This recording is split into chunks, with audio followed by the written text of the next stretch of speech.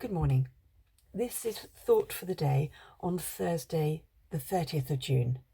My name is Jenny Turner, and the Bible passage I'm looking at is Luke 14, verses 1 to 11.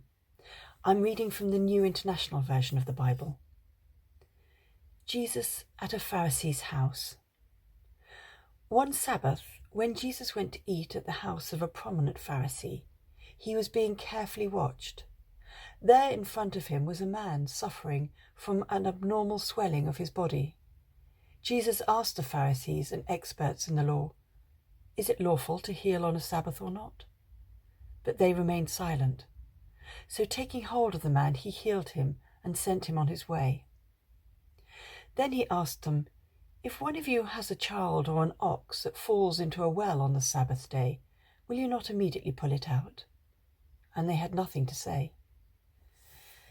When he noticed how the guests picked their places of honour at the table, he told them this parable. When someone invites you to a wedding feast, do not take the place of honour, for a person more distinguished than you may have been invited. If so, the host who invited both of you will come and say to you, "Give this person your seat." Then, humiliated, you will have to take the least important place. But when you're invited, take the lowest place, so that when your host comes, he will say to you, "Friend, move up to a better place." Then you will be honoured in the presence of all the other guests. For all those who exalt themselves will be humbled, and those who humble themselves will be exalted.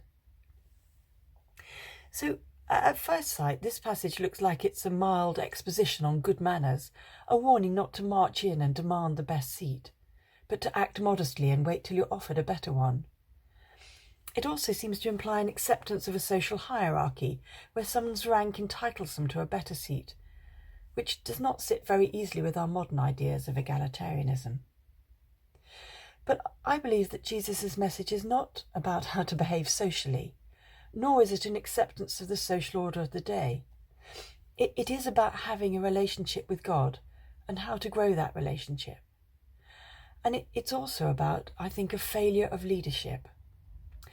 It's interesting to look at the setting in which Jesus is speaking. He is at dinner with one of the Pharisees. At this time, Jesus' teaching has attracted a wide following. He is surrounded by vast crowds from every walk of life: the curious, the desperate, the angry, the hurt. This has brought him to the notice of the Pharisees, the religious leaders of the Jews and their legal experts. They regard him with suspicion and watch him for words or actions which could be interpreted as a breach of their laws and enable them to silence or imprison him.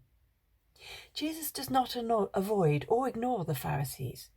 Instead, he goes out of his way to sit and talk to them and to point out how far they are from fulfilling their roles as spiritual leaders. At an earlier meal with another Pharisees, which is described in Luke 11 verses 37 to 53, Jesus plainly lists these failings: their greed, their blindness to the poor and needy, their focus of the outward display of holiness which covers their spiritual bankruptcy. As a result of this, Jesus points out that the spiritual well-being of their people is in peril. In Luke 11 verse 29, Jesus says, "This is a wicked generation," meaning one that is looking for some miraculous sign rather than their own belief in God. For these people, the Pharisees and their teaching have become irrelevant. So I think Jesus is using this parable to teach that leadership does not require strength, force, or wealth.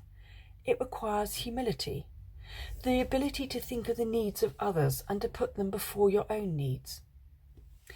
The expression "pride comes before a fall" is often trotted out to describe someone who puts their own position in importance before others, with the consequence that they lose the respect of others, and who are then happy to laugh at their later misfortunes. But there's another popular quote, which says, "Humility is not thinking less about yourselves, but thinking of yourself less." Lord, on this day, I pray for wisdom to listen to what you want us to do for others, and to trust that you will look after us. Amen.